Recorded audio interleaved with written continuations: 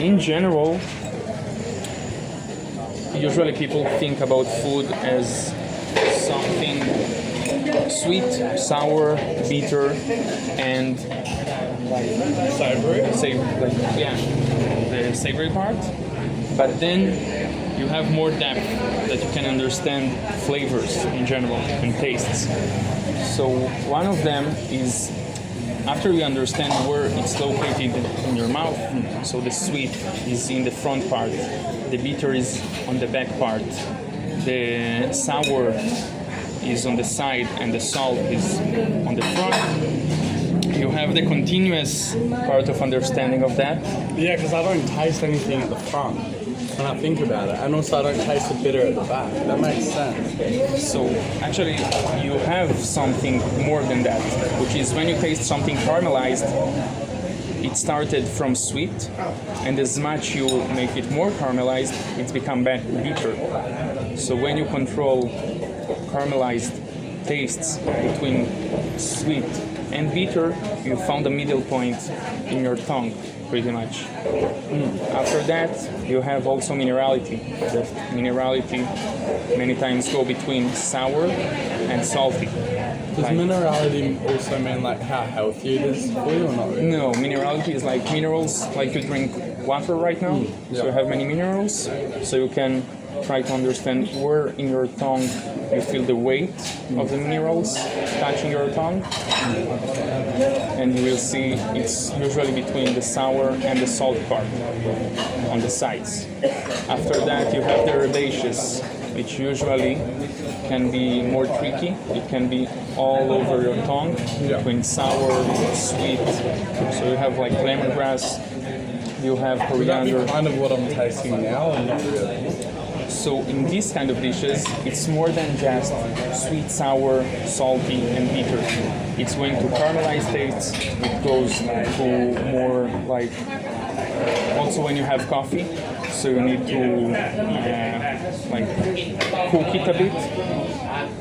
Yeah, roast. Yeah, roast coffee. So you need to I'm a roast the barista. coffee. Yeah. Really? Yeah, for 5. I started making coffees when I was like 13. So I love coffee, but I don't know much about it. So when like you roast coffee, it starts from the sour part to the bitter part. So if you didn't roast it, coffee would just be sour. Yeah. You can drink sour coffee. Many places like specialty coffee is meant to be as More sour coffee. It's more fruity forward. So that's one of the things. And then If you know the chili got my sinus. have napkins also.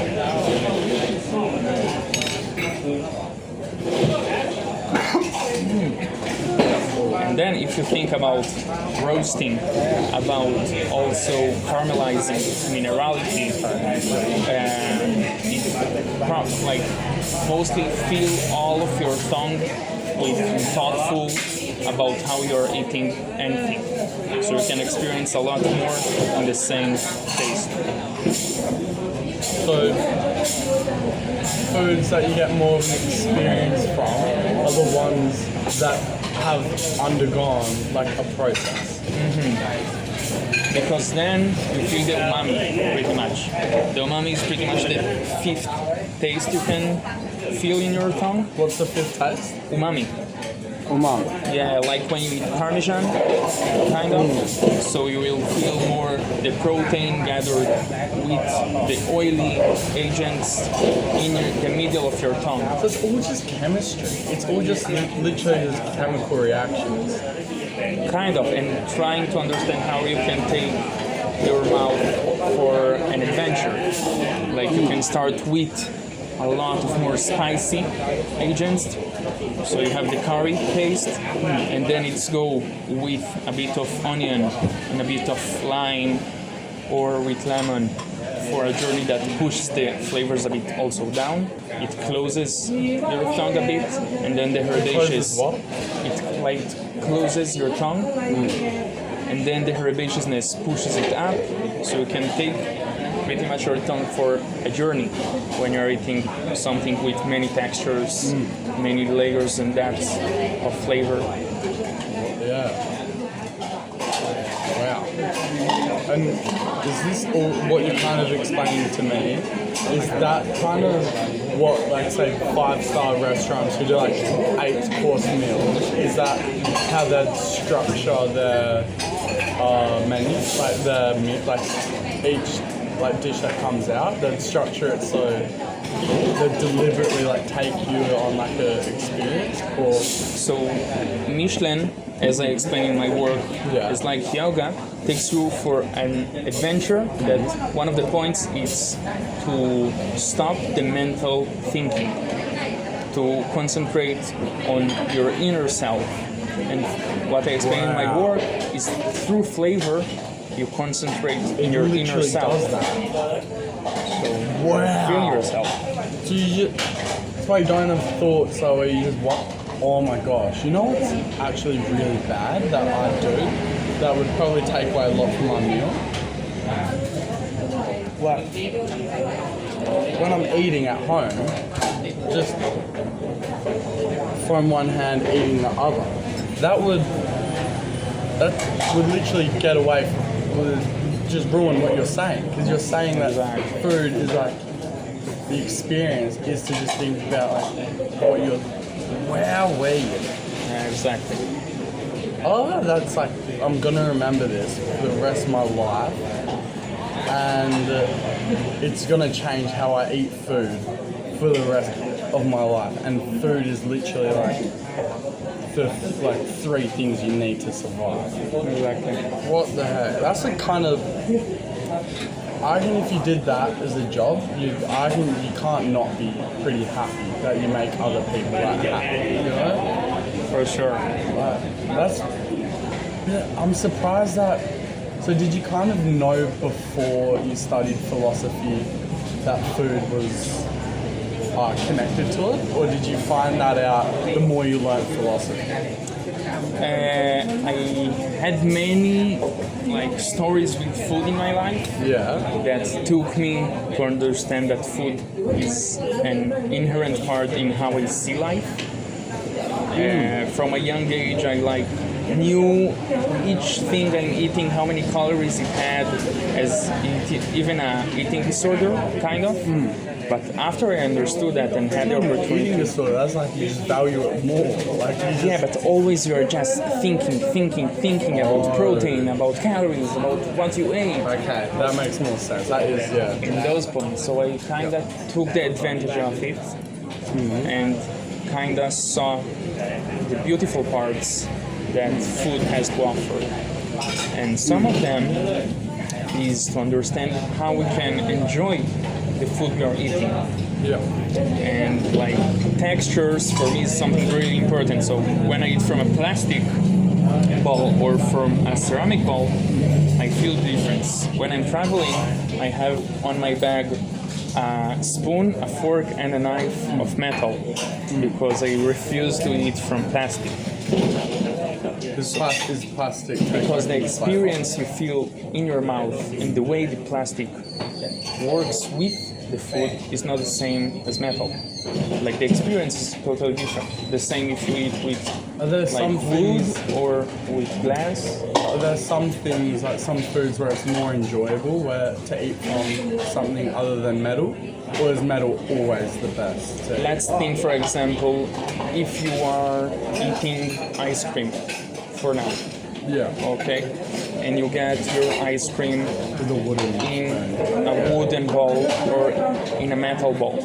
Also, the metal bowl will make the Keeps it ice cream colder. keep colder for longer. So the texture will be totally different for the period of time you are experiencing it. The coldness that you also feel in your mouth and in your hands when you're holding the metal is different. So the experience of food doesn't just start when it's in your mouth. It's a total experience that need to be enhanced heard to feel about the this. flavors. I've heard about that, round-shaped chocolate tastes better than chocolate that's like a rectangle. Yeah. So See, I believe it. It makes sense because I've experienced it, but I don't understand why it makes sense. Why your brain makes up its mind that something is better than another thing just because of how it looks, you know? Even if you don't look, your tongue also feels. Like your tongue feel what you're putting inside. The textures, the format of the object, how it seems, how it feels, the weight. Like the structural, like intake, like just everything. Yeah, I got what you mean. Wow. So when you go into a Michelin restaurant, the top is 3 like stars. You don't have 5. You start with 1 star, which is recognized food. 2 stars is a place that is recognized and also good to go for a better experience. They had something else to add for the experience. And 3 stars, it's a place that is recommended even to like book a journey to taste in this place the experience itself. So the difference between those is like in 3-star experience, you will enhance a lot more of the entrance to the place. So everything is very thoughtful from the beginning. So even when you are entering, they are thinking how the light will come to your face, how they will greet you in the entrance, okay? How the music you will feel will make you enter to a kind of mantra, kind of ceremony to the experience. Yes. So after you have everything set up, you kind of go out from the outside world to a more closed world with own set of rules. It's a different universe. Exactly. So everything is thought. Is it going to be plastic on the restaurant? Probably not. Like it's a lot more. But that's like the tip of the iceberg, like the plastic. I feel like No, but it's still. you won't see probably in most of the 3 stars restaurant any plastic. Like even restaurants with 1 star kind of take care of that. They still think about like not having plastic. Because they are trying to bring you for an experience with yourself and very, I would say at least, in a way that can join you as the ancestors were having the option to feel life in an inherent way. Like if you are talking again about the yoga, you're entering a condition with yourself which is meant to stop the thinking and concentrate on your inner self. So to do so, you need to guarantee that you won't have something distracting you. So you do it with mantras, so every time they fill up your glass of water, so you have also, like you say, thanks, thank you. So you're in a mantra of saying good, like goodwill. So also the experience of the food is enhanced in this way. I worked at a cafe in, do you know what Broome is? Broome? It's the north of Australia. It's a very big tourist town. Like it's an only tourist town. It's got like 15,000 people in the off season, 80,000 in the tourist season. So it's like they get everything from their tourists. And I worked at a cafe there during the dry season, just as a runner, and they explained to me all these things like that, but they didn't explain it as well as you did. The guy explained that you need to make people's dining experience as easy as possible, as smooth as possible. So when they sit on their table, everything's already clean. They've already got a menu, already got like salt, pepper, knives, forks, spoons, napkins, and it's set up in like a good, like it's displayed well. And you need to greet everyone before they sit down. Like just always be as happy and smart as possible. And do meal checks, like always meal check, always, like you said, bring them water, fill up their water, and also I got taught to kind of read people if they're on holiday and if they want to talk about their holiday. Because, and then like you have a conversation with them like at the end of their meal or before they're ordering, like while you're helping them to order. And I got taught this stuff, and now I knew like, oh, it's better, like it just makes it, like their experience better. But now what you've told me, I kind of understand why it's better. Like it's, like I understand, oh, it's important, but now I kind of get how important. Like it is very, very important. All those things. So, Michelin restaurants, would they find like the restaurant after after it's already a thing, or do they like help restaurants be good, or do they just judge restaurants as they are? Michelin until now is a tire company. Yeah. So in the beginning they wanted to sell more tires, and how you sell more tires? People need to ride.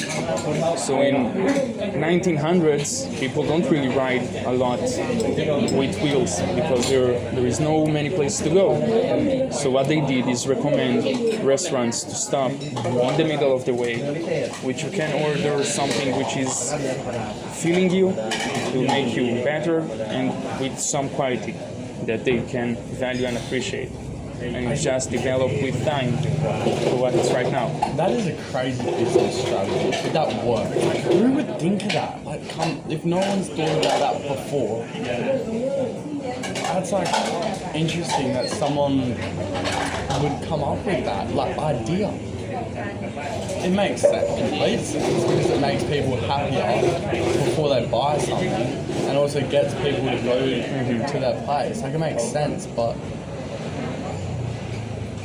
like the end point makes sense, and where like everything makes sense, but to just come up with it, that's in 1900s, I thought about it. yeah. So a very smart way.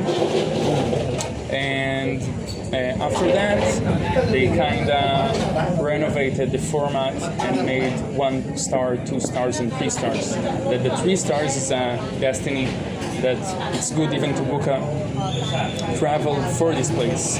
2 is good like if you are going to Chiang Mai, so you go a bit to the side of Chiang Mai and you go to another place. And 1 is a recognition of a good food. So that's the format of Michelin in So general. what one do you work at? Here it's not a 1-star Michelin, it's Beats, which means that the people who went for the Michelin restaurants also went here, and they recommend for like a budget kind of tasting this place. So you won't get like the mantra thoughtful that you will get in a 2-star.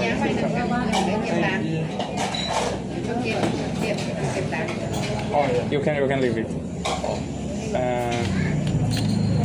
So here we recommend because of the food, like not for the service or for the cleanliness. As you can see, you have like a bit of spider. It's not clean here. That's what I was about to say before. You said Plastic. yeah. You said like the entrance and what you see. It's right for the stars. Here it's a recommendation. That's a different kind of. Yeah, because you said it, and I was like, oh, that's kind of surprising. Because how I felt No. walking past Here it is and just for walking the in, food. I was like, I didn't know how to order. Like, I didn't know where the menu For was. sure. I was like, That's I didn't- problems of the. This is why this place won't get any star. They could though. In my opinion, like Michelin don't really tell you exactly how they work, what is the specifications for each kind of experience. But in general, you can know that when you have like the mantra of greeting, and all those points together, you can go from 1 star to 2 star, and in the end 3 star. As much as you can connect the person to the inner self of himself, the place has more value to offer as a journey to even take forward. So what Michelin restaurant did you work at? I worked at Moshi. Whereabouts is that? Moshi had a 2-star Michelin in Netherlands, Yep. and afterwards it came to Israel. Yeah, so the Michelin. Wait, but you're guy- from Brazil. I'm originally from Brazil, Yeah. and in the last like 19 years, I've lived in Israel. Oh wow. Yeah, so I was born in Brazil, Yeah. and I worked at Moshi in his restaurant, and Michelin guy didn't came but the concept of the restaurant was the same. So pretty much we are just waiting for the like people to come and eat the grades pretty much. So what type of food was it? It was like Israeli style No, traditional food, or more what was it? European kind of food. A lot of seafood. So more talking about part of Europe kind of thing. You don't really have many depths of flavor which are recognized as Israeli or from this part of the Middle East. He has some points that he combined from the like story he has with his wife, which is from this area, and he pretty much tell his story about his life of the 20 last years Yeah. in Europe. Yeah. Basically. That's interesting. And how long you like? When did you leave Israel and come travel? Came 1 month ago Yeah. to travel. I started in Bangkok, passed to Kopangan. I was pretty much 1 month in Kopangan. After that, Where's Kopangan? Is that good? that's also an island Oh, okay, yeah. full of Israelis. Yeah. What? Kopangan is full of Israelis. How come? Is there a reason? I have my way to explain it. I had another person who told me that an Israeli told him another story, so I will start with the other story. Yeah. Okay. There is a song in Israel which came like 2.5 years ago, I think, which is called Kopangan. And after the Surely song, that's not the reason everyone. for sure, that's not why I recognize as the reason. I have another, totally another. Okay. Yeah. The other reason, which I think is more like probably Israel 2 years ago had a war. Yeah. Isn't it still going? I'm not seeing any news right now. I'm enjoying my travel, Yeah. so pretty much I don't see do much not. news. I'm the exact same boat. It won't help me to know news. Like, why? It will make me feel Oh happy. my gosh. Yeah, but no one thinks that way. I tell it to my mum and dad. How does it actually affect your life? All it does is make you feel negative. Like, you talk about it and gossip about it. But what does it actually do? Like, Nothing. just focus on your life, you know? Yeah. Yeah, I don't blame you. Yeah, so what happened? So after the war started, people from the north and from the south got money from the government to or pass to an hotel in the middle part of Israel, which didn't really have a war, or you could have an option of getting the money to your bank account, and you need to deal with yourself how you're going to go to stay any place and live your life, because they took you out of your life in the north or in the south in some areas. So what happened, many people took the money, which was a big amount of money each month. Really? Yes. That's great. It could be like, I think, more than $6,000 for family. Oh, for family. I thought you were saying a Family of like 3 people. Yeah. It might be also for one something like 4,500. That's still huge. That's great. It depends. It Like depends on many Australian AUD situations. or euro? Australian money or euro? US dollar Oh, okay. or euro even kind of thing. So in the end, what people did, they took the money, went to Kopangan, lived for not even a tenth of the price sometimes, and you just stay with all the other part of the money. So you can And you live still, as a king with the government money. and they still give it to the Israeli government still send it, even though the You can ask just to pass the money to your account. That's what I understood from many people but that I surely- met. Like, How long can you holiday there for? Like, have a visa? so you can do like 5 years visa if you say I'm going 5 to. years. You can Without say- working? Without, or you can say I'm going to like learn Mai Tai. Do what? Mai Tai. Muay Thai. Yes. Yeah. So you can say you want to practice Muay Thai and learn it, and then you can get visa approval for 5 years, for example. Or you have many people that you pay for them and you get the visa. So the visa is not really the problem. Yeah. Interesting. Yeah. Wow, that's kind of like, although it's like obviously a negative, like overall negative of why they're getting the money. It's not a positive thing that people can think, oh, I'm gonna go enjoy my life and live somewhere.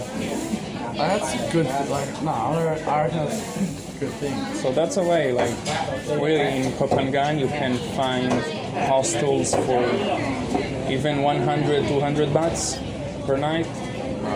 You can like rent a house for the same amount. So it's kind of worth it if you are a family. The food is cheap. You stay with lots of money. You can invest it. You'll get even more money from your free lunch. Like, yeah, that's amazing. Something special. And what are your plans for now? Tomorrow. By tomorrow? Yes. But I don't know. I haven't booked a bus or anything yet, so I might stay here at my hostel for one more night. And then... Where are you staying? At family to home or something. It's in the old city? Yeah, it's like maybe 600-700 meters that way. And it's nice, but there's not many people are super like chatty. Like they are. I don't know. There's a few people that just don't speak any English at all, and like you share a room with them, and you say like good morning and stuff, and they just say nothing back. And I don't know why, but it's a small thing. But Chinese? You know, right now we are in a high season of Chinese and Korean people. Really? From what I understood, yes. Yeah, right. And from the 1st of November it will be even more full than now. So I'm kind of just doing whatever, like wherever the wind takes me. Like if something's fun, if I'm enjoying something, I'll stay there a little bit longer, but not too long, because then I'll miss out on other stuff that also might be fun. And if I don't like something, if I don't like a hostel or place or anything, I'll leave straight away. That's just what I'll do. But yeah. I've got football on, like hostel was playing soccer, like just a little out of pace, like everyone like shoes off.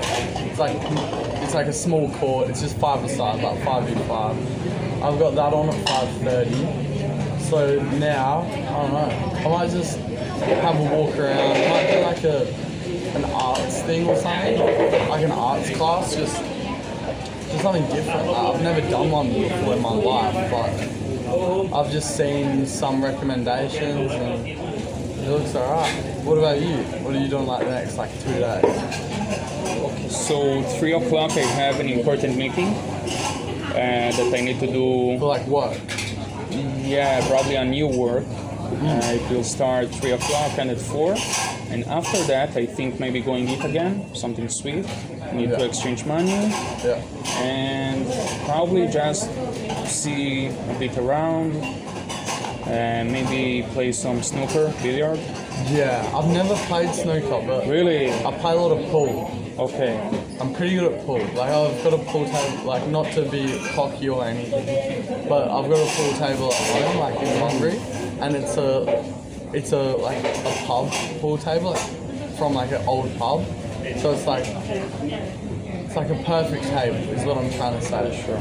But I find it difficult playing on shitty pool tables because like the sides, when you're trying to bounce off them, you think, oh, They are not. angle's perfect, hits it, does not do anything, or you think it should be. And also pool tables that have like rolls to them, and like where you usually have like shots slow to control the white ball, you'd have to just hit it really hard, otherwise the ball will just roll not where you want it to go, you know? Because Here it doesn't work. It's more luggage. yeah, thank you. Oh yeah, I haven't even... Okay. Yeah, first ticket คาราเมลครับคุณคาราเมล 165. เข้ามาเลยครับเข้ามาเลย yeah Oh yeah, separate. Yeah. okay ซ้ายสุดครับ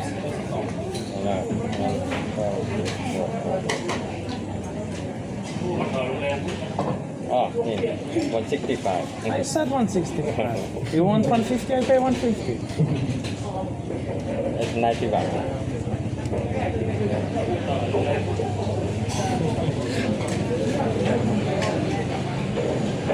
Oh, I've had lots of like very interesting experiences already. I went on a tuk-tuk ride and I almost got really badly sick.